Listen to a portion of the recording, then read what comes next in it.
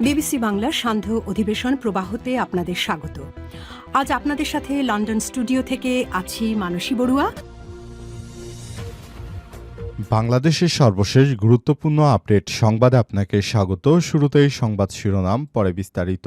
প্রথমেই জানাবো আমাদের হাতে থাকা সর্বশেষ গুরুত্বপূর্ণ সবথেকে তাজা আপডেট সংবাদ। তারেক রহমানের প্রত্যার্পণ ঘিরে জনদুর্ভোগ হতে পারে, অগ্রিম দুঃখ প্রকাশ বিএনপির। প্রায় দেড় যুগ পর দেশে ফিরছেন বিএনপির ভারপ্রাপ্ত চেয়ারম্যান তারেক রহমান। তিনি দেশে আসবেন, তাই দেশের বিভিন্ন জেলা থেকে বিএনপির নেতাকর্মীদেরকে ঢাকায় জড়ো করা হচ্ছে। এজন্য ঢাকায় জনদুর্ভোগ হবে, এজন্য আগে থাকতেই বিএনপির পক্ষ থেকে দেশবাসীর কাছে দুঃখ প্রকাশ করেছে বিএনপি। এরপর জানাবো হাদিকে গুলি, অভিযুক্ত আলমগীরের ঘনিষ্ঠ সহযোগী অস্ত্রসহ গ্রেপ্তার। শহীদ শরীফ ওসমান হাদিকে হত্যাকাণ্ডে জড়িত মোটরসাইকেল চালক আলমগীরের ঘনিষ্ঠ সহযোগী আদাবর থানা যুবলীগের কর্মী হিমন রহমান শিকদারকে গ্রেপ্তার করেছে পুলিশ। তার কাছ থেকে বিদেশি পিস্তল, গুলি এবং বিপুল পরিমাণ বিস্ফোরক উদ্ধার করা হয়েছে। এদিকে জামাতকে নিয়ে আমার দেশের নামে ছড়ানো হচ্ছে ভুয়া ফটোকার্ড, ডিসমিস ল্যাবের অনুসন্ধান। বাংলাদেশ জামাত ইসলামীকে নিয়ে আমার দেশের নাম ব্যবহার করে একাধিক ভুয়া ফটোকার্ড প্রচার করা হচ্ছে।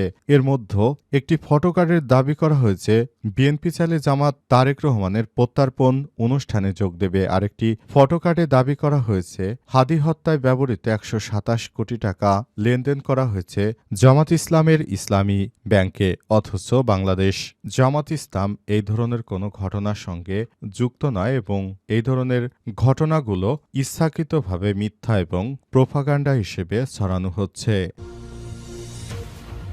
জানাবো আওয়ামী লীগের নির্বাচনে অংশগ্রহণ নিয়ে যা বলেন প্রেস সচিব। আওয়ামী লীগের বিষয়ে সরকারের অবস্থান স্পষ্ট, তাদের কার্যক্রম নিষিদ্ধ, সুতরাং দলটি আসন্ন ত্রয়োদশ জাতীয় সংসদ নির্বাচনে অংশ নিতে পারবে না বলে জানিয়েছেন প্রধান উপদেষ্টার প্রেস সচিব শফিকুল আলম।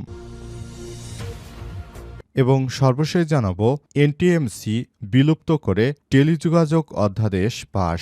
প্রধান উপদেষ্টার প্রেস উইং জানিয়েছে টেলিযোগাযোগ অধ্যাদেশের সংশোধন প্রস্তাব পাশ করেছে উপদেষ্টা পরিষদ, যাতে রাষ্ট্রের নজরদারি কাঠামোতে গঠনমূলক পরিবর্তন আনা হয়েছে। এতে ন্যাশনাল টেলিকমিউনিকেশন মনিটরিং সেন্টার বা এনটিএমসি বিলুপ্ত ঘোষণা করা হয়েছে।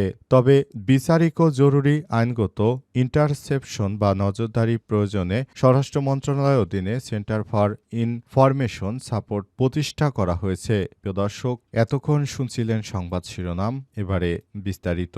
তবে তার আগে বন্ধুরা, এই সংবাদটিতে একটি লাইক দিন। এই চ্যানেলে আপনি নতুন হয়ে থাকলে আমাদের সংবাদটি দেখতে দেখতে চ্যানেলটি সাবস্ক্রাইব করে রাখুন। কমেন্ট করে বন্ধুরা আপনার মূল্যবান মতামত জানিয়ে দিন আপনি বিশ্বের কোন দেশ থেকে বা বাংলাদেশের কোন স্থান থেকে আমাদের সংবাদটি দেখছেন এবং শুনছেন। আর বন্ধুরা, গাজা যুদ্ধে আপনি যদি নিরীহ ফিলিস্তিনিদের ভালোবেসে থাকেন, কমেন্টে ইয়েস লিখে বিশ্ববাসীকে জানিয়ে দিন। সংবাদটি আপনার সোশ্যাল মিডিয়া ফেসবুকে শেয়ার করে বন্ধুদেরও দেখার সুযোগ করে দিন। সবার মাঝে ছড়িয়ে দিন, জানিয়ে দিন আমাদের এই গুরুত্বপূর্ণ আপডেট সংবাদ। এবারে বিস্তারিত। তারেক রহমানের প্রত্যার্পণ ঘিরে জনদুর্ভোগ হতে পারে, অগ্রিম দুঃখ প্রকাশ বিএনপির। প্রায় দেড় যুগ পর দেশে ফিরছেন বিএনপির ভারপ্রাপ্ত চেয়ারম্যান তারেক রহমান। তাকে বরণ করে নিতে বৃহস্পতিবার ২৫শে ডিসেম্বর বড় পরিসরে সংবর্ধনার আয়োজন করেছে দলটি। রাজধানীর ৩০০ ফিট এলাকায় সে সংবর্ধনা অনুষ্ঠানে লাখ লাখ নেতাকর্মী উপস্থিত হতে পারে বলে ধারণা করা হচ্ছে। এর ফলে সম্ভাব্য জনদুর্ভোগের কথা আজ করে অগ্রিম দুঃখ প্রকাশ করেছে দলটি। বুধবার ২৪শে ডিসেম্বর দুপুরে গুলশানে চেয়ারপারসনের রাজনৈতিক কার্যালয়ে অবস্থিত এক সংবাদ সম্মেলনে বিএনপির স্থায়ী কমিটির সদস্য এবং তারেক রহমান স্বদেশ প্রত্যার্পণ কমিটির আহ্বায়ক সালাউদ্দিন আহমেদ বলেছেন, প্রিয় নেতার স্বদেশ প্রত্যার্পণ উপলক্ষে যেসব কর্মসূচি নেওয়া হয়েছে সেজন্য সৃষ্ট অসুবিধা এবং কষ্টের জন্য আন্তরিকভাবে ক্ষমা প্রার্থনা করতে চাই। তিনি আরও বলেন, আপনারা জানেন তারেক রহমান এমন কোনো কর্মসূচি সমর্থন করেন না যা জনদুর্ভোগের কারণ কারণ হতে পারে। তিনি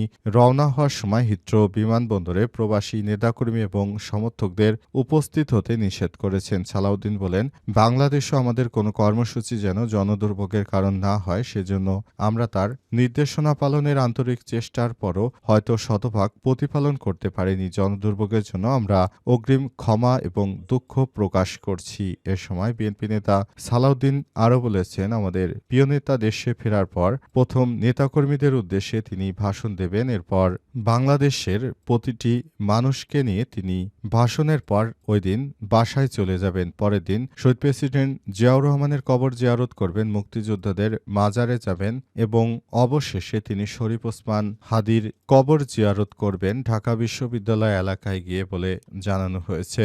তবে জুলাই যোদ্ধাদের দেখতে তিনি যাবেন কিংবা নাও যেতে পারেন, এ বিষয়টি নিয়ে স্পষ্টভাবে বিএনপির পক্ষ থেকে জানানো হয়নি। বিএনপির পক্ষ থেকে বলা হয়েছে যেতে পারে।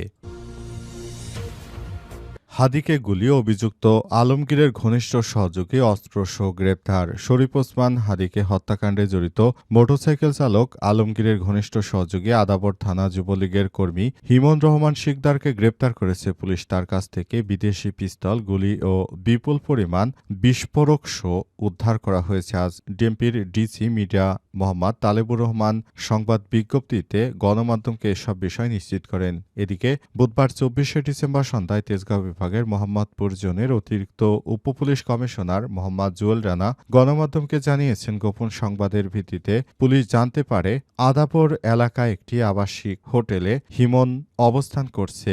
এই তথ্যের ভিত্তিতে অভিযান চালিয়ে প্রথমে তাকে গ্রেপ্তার করা হয়। পরে তার দেয়া তথ্য অনুযায়ী আরও অভিযান চালিয়ে একটি বিদেশি পিস্তল, 3 রাউন্ড গুলি এবং বিপুল পরিমাণ বিস্ফোরক উদ্ধার করা হয়। জিজ্ঞাসাবাদে হিমন গুরুত্বপূর্ণ তথ্য দিয়েছে বলে জানায় পুলিশ। তাকে আরও অধিকতর জিজ্ঞাসাবাদ করা হচ্ছে। ডিএমপির মিডিয়া সূত্র জানিয়েছে, হাদি হত্যাকাণ্ডে জড়িত ফয়সাল ও আলমগীরের সঙ্গে হিমনের ঘনিষ্ঠ সম্পর্ক রয়েছে। প্রায় 2 মাস আগে তিনি দুবাই থেকে বাংলাদেশে ফেরেন। গোপন সংবাদের ভিত্তিতে প্রথমে আদাবর রাজ্জাক হোটেল থেকে তাকে গ্রেপ্তার করা হয়। পরে তার দেয়া তথ্যের ভিত্তিতে আদাবর 17B এলাকায় মেহেদীর বাসা থেকে পিস্তল ও গুলি বিস্ফোরক উদ্ধার করা হয়েছে। জামাতকে নিয়ে আমার দেশের নামে ছড়ানো হচ্ছে ভুয়া ফটোকার্ড। ডিসমিস ল্যাবের অনুসন্ধান। বাংলাদেশ জামাত ইসলামকে নিয়ে আমার দেশের নামে একাধিক ভুয়া ফটোকার্ড প্রচার করা হচ্ছে। স্বাধীন, নিরপেক্ষ এবং অরাজনৈতিক ফ্যাক্ট চেক ও তথ্য গবেষণা প্ল্যাটফর্ম ডিসমিস ল্যাবের অনুসন্ধানে এমন তথ্য উঠে এসেছে। অনুসন্ধানে দেখা গেছে, একটি ফটোকার্ডে দাবি করা হয়েছে বিএনপি চাইলে তারেক রহমানের প্রত্যার্পণ অনুষ্ঠানে যোগ দিতে চায় জামাত ইসলাম। আরেকটি ফটোকার্ডে বলা হয়েছে, সিআইডির দাবি হাদি হত্যায় ব্যবহৃত 127 কোটি টাকা লেনদেন হয়েছে জামাত ইসলামের ব্যাংক অ্যাকাউন্টে। ডিসমিস ল্যাবের ফ্যাক্ট চেক করে দেখা গেছে দুটি ফটোকার্ডই ভুয়া। এই ফটোকার্ডটি আসলে বিএনপির কেউ কেউ তৈরি করতে পারে বলে এমনটা আশঙ্কা করেছে দৈনিক আমার দেশ পত্রিকা। কারণ দুটোতেই জামাত ইসলামের বিপক্ষে বিএনপির পক্ষে লেখা হয়েছে। তবে এসব ঘটনা অনাকাঙ্ক্ষিত ঘটনা যেন না ঘটে সে ব্যাপারটি নিয়ে সবাই আরও বেশি সতর্ক এবং সবাই বলছে এই ধরনের অনাকাঙ্ক্ষিত ঘটনা দেশের রাজনৈতিকভাবে সবকিছু বিনষ্ট করতে পারে। তাই সবাইকে আরও বেশি সতর্ক থাকতে হবে এবং নতুন দেশ পরিচালনার জন্য অন্তর্বর্তীকালীন সরকারের প্রধান উপদেষ্টা প্রফেসর ডক্টর মোহাম্মদ ইউনূসের সরকার যে নতুন বাংলাদেশ গড়ে তুলছে, এই বাংলাদেশটা আমাদের, সুতরাং আমাদেরকে সব বিষয় নিয়ে কাজ করতে হবে এবং দেশটা আমাদের, সুতরাং বাংলাদেশের সব গুরুত্বপূর্ণ বিষয় নিয়ে আমাদেরকে কাজ করতে হবে। তাই সরকারের পক্ষ থেকে সব বিষয় নিয়ে বলা হচ্ছে। আওয়ামী লীগের নির্বাচনে অংশগ্রহণ নিয়ে যা বললেন প্রেস সচিব। আওয়ামী লীগের বিষয়ে সরকারের অবস্থান স্পষ্ট, তাদের কার্যক্রম নিষিদ্ধ, সুতরাং দলটির আসন্ন ত্রয়োদশ জাতীয় সংসদ নির্বাচনে অংশ নিতে পারবে না বলে জানিয়েছে প্রধান উপদেষ্টার প্রেস সচিব শফিকুল আলম। আজ রাজধানীর ফরেন সার্ভিস একাডেমিতে এক জরুরি সংবাদ সম্মেলনে তিনি এমন কথা জানিয়েছেন। প্রেস সচিব বলেছেন, আওয়ামী লীগ নিজেদেরকে বিতর্কিত করে ফেলেছে। তারা বাংলাদেশকে নানারকম ঝুঁকির মুখে ফেলার চেষ্টা চেষ্টা করছে। ভারতে বসে বাংলাদেশের বিরুদ্ধে প্রতিনিয়ত তারা ষড়যন্ত্রে ব্যস্ত। এজন্য বলতে চাই, আওয়ামী লীগ বাংলাদেশের আগামী জাতীয় সংসদ নির্বাচনে অংশগ্রহণ করতে পারবে না, যেহেতু তারা নিজেরা গণহত্যার মদতদাতা এবং গণহত্যা করেছে। সুতরাং কোনোভাবে আর আগামী জাতীয় সংসদ নির্বাচনে আওয়ামী লীগ নির্বাচনে অংশগ্রহণ করতে পারবে না। পুরো বাংলাদেশ কোনো সিস্টেমেটিক ওয়েতে আর চলতে পারবে না। সবাই আইনের শাসন চায়, আইনের শাসন অনুযায়ী বাংলাদেশ চলবে। আমাদের দেশের প্রতিটি মানুষ এখন আইনের শাসন চায়। তারা অনেক বেশি সতর্ক। সবাই যার যার জায়গা থেকে নতুন বাংলাদেশ গড়ে তুলতে চায়। সেজন্য সবাইকে নিয়ে আমরা কাজ করতে চাই বলে জানিয়েছেন তিনি।